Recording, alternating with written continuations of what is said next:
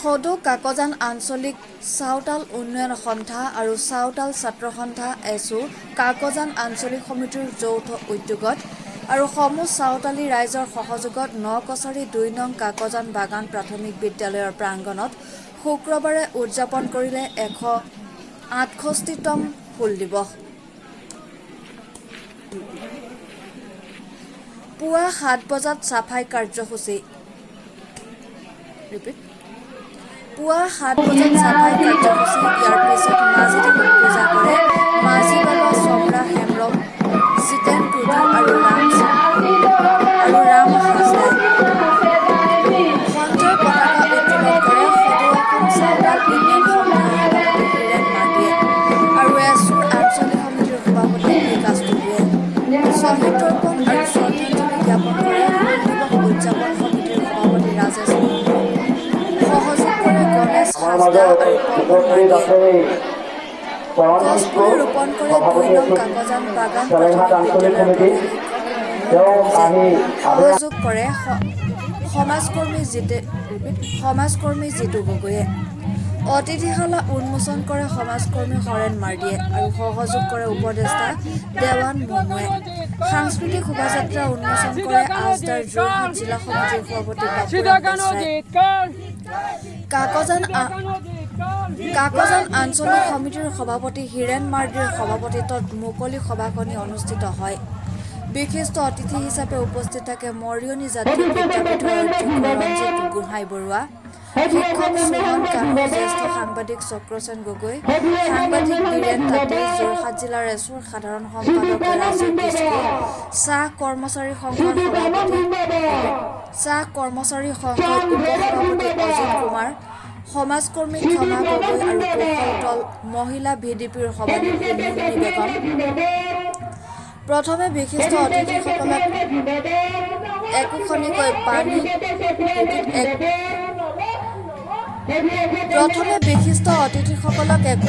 পানী দি প্ৰণাম জনায় আৰু মঞ্চলৈ আদৰি নি একোখনকৈ চাওতালী গামোচাৰে সম্বৰ্ধনা জনায়। কেইগৰাকীমান চাওতালী মহিলাই এটি চাওতালী আৰম্ভণি গীত গাই অতিথিসকলক আদৰণি জনায়। আদৰণি ভাষণ প্ৰদান কৰে যোৰহাট জিলাৰ এছুৰ সভাপতি ডেভিড মাজিয়ে। বিশিষ্ট অতিথিৰ ভাষণ প্ৰদান কৰে আজদা কেন্দ্ৰীয় সমিতিৰ সভাপতি দেৱজিৎ মাজিয়ে। ইয়াৰ পিছত মৰিয়নি জাতীয় বিদ্যাপীঠৰ অধ্যক্ষ ৰঞ্জিত গোহাঁই বৰুৱাই চাওতালসকলৰ ইতিবৃত্তৰ বিষয়ে সুন্দৰ ভাষণ প্ৰদান কৰে। লগতে কেইবাজনো অতিথিয়েও গুৰুত্বপূৰ্ণ বক্তব্য দাঙি ধৰা দেখা যায়। সভাৰ মাজতে ভেলগুৰি চাহ বাগিচাৰ এগৰাকী কণমানি সুৰিয়াগ্নি বেচৰাই এটি সুন্দৰ চাওতালী গীত গায়। সকলোৰে মন সজীৱ কৰি তোলে। এই অনুষ্ঠানতে কেইবাজনো কৃতি ছাত্ৰ-ছাত্ৰীক সম্বৰ্ধনা জনায়। তেওঁলোকৰ মাজি বাবাসকলকো সম্বৰ্ধনা জ্ঞাপন কৰে। এই অনুষ্ঠানলৈ মুখ্য অতিথি হিচাপে নিমন্ত্ৰণ কৰিছিল ৰাজ্যসভাৰ সাংসদ কামাখ্যা প্ৰসাদ দাস, স্থানীয় বিধায়ক ৰূপজ্যোতি কুৰ্মী আৰু টিয়ক বিধানসভা সমষ্টিৰ বিধায়িকা ৰেণু প্ৰভা। খেতি মাটি মুকলি কৰি বসতি স্থাপন কৰিছিল আৰু পৰৱৰ্তী সময়ত ইয়াৰ কিছু খিলঞ্জীয়াৰ ওপৰত অত্যাচাৰ এই ৰাজনৈতিক কাৰণত কোনো বেলেগ কাৰণ নহয়, এই ৰাজনৈতিক কাৰণত দুটা গোষ্ঠীৰ মাজত যেতিয়া ৰাজনৈতিকভাৱে সংঘৰ্ষ লগাই দিব পৰা যায় তেতিয়া আটাইতকৈ লাভৱান হয় সেই ৰাজনীতিবিদসকল।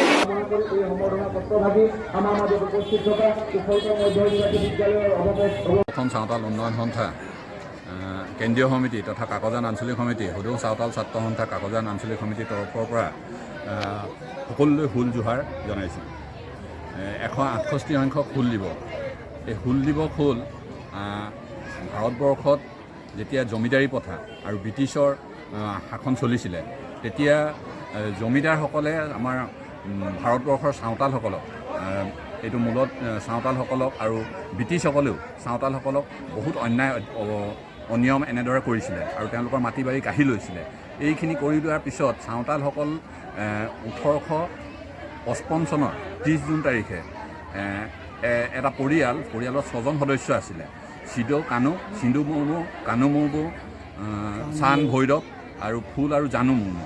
এই সিধু মুৰ্মু আৰু কানু মুৰ্মু এই মুখ্যতে এই দুজনে এটা সংগঠিত ৰূপত 30 জুন তাৰিখে প্ৰায় 10,000 মানুহক এইটো চাওতালৰ এটা শালগছ বুলি কয়, শালগছৰ এটা সাংকেতিক চিন আছে তাত, শালগছৰ নুৰিয়াই পিনি এটা সাংকেতিক শব্দ পঠিয়াই সেইদিনা সকলোৱে একগোট হৈছিলে। আৰু সেইদিনা একগোট হৈ সকলোৱে সিধু মুৰ্মুৱে তেওঁৰ একেবাৰে উদ্যুক্ত ভাষণ কৰি পিনি সকলোকে জাগৃত কৰি তুলিলে ব্ৰিটিছৰ বিৰুদ্ধে আৰু জমিদাৰী প্ৰথাৰ বিৰুদ্ধে। আৰু তেতিয়া চাওতালসকল একেবাৰে জাগৃত হৈ গ'ল আৰু চাওতালসকলে সেইদিনাখনেই তেওঁলোকে কলিকতাৰ ফালে এটা গণ প্ৰতিবাদৰ কাৰণে আৰম্ভ কৰিলে। আৰু এইটোৱে ভাৰতবৰ্ষত স্বাধীনতা আন্দোলনৰ প্ৰথম গণ প্ৰতিবাদ। সেই প্ৰতিবাদৰ হেৰি কৰিয়েই তাৰ পিছত চাওতাল বিদ্ৰোহ তেতিয়াৰ পৰাই আৰম্ভ হ'ল। 1856 চনত চাওতাল বিদ্ৰোহ ব্ৰিটিছে বহুতো বিভিন্ন প্ৰথা অৱলম্বন কৰি তেওঁলোকক সিধু মুৰ্মু কানু মুৰ্মুকো মৃত্যু বৰণ হ'ল। আৰু শেষত চাওতালসকল পৰাজয় হ'ল যদিও সেই চাওতাল বিদ্ৰোহৰ এটা ডাঙৰ সূচনা কৰি থৈ গ'ল ভাৰতবৰ্ষত সকলোকে ঐক্যবদ্ধ কৰিবলৈ সংগ্ৰাম। আৰু তাৰ পিছতে 1857 চনতহে চিপাহী বিদ্ৰোহ হৈছিলে। তাৰ আগতে এই 1855 চনৰ 30 জুন তাৰিখে যেতিয়া সকলোকে একেলগ হৈ গণ প্ৰতিবাদ কৰিছিলে, সেই হুল দিৱস তেতিয়াই তাৰমানে সেই যিখন সভা হৈছিলে সেই তাতে চাওতাল শব্দ হুল বিদ্ৰোহ এই কথা সকলোকে ঘোষণা কৰি সেই তেতিয়াৰ পৰাই হুল দিৱস পালন কৰি আছে। আৰু হুল দিৱসে চাওতালসকলৰ এটা যি দুজন ব্যক্তি সিধু মুৰ্মু আৰু কানু মুৰ্মু মুখ্যতে তেওঁলোকে সাংগঠনিকভাৱে সকলোকে ঐক্যবদ্ধ কৰিছিলে। আৰু তেওঁলোকক সুঁৱৰিয়ে এই হুল দিৱস চাওতালসকলে আৰু এতিয়া ভাৰতবৰ্ষতো হুল দিৱস উদযাপন কৰি আহি আছে।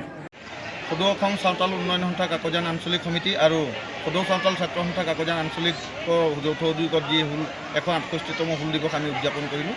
ইয়াত আমি ৰাতিপুৱা মাঝি থান বঙা জাহেৰ থান বঙা কৰাৰ পিছত আমি শ্বহীদ বেদীত তৰ্পণ কৰি আৰু পতাকা উত্তোলন কাৰ্যসূচী সমাপন কৰিলোঁ।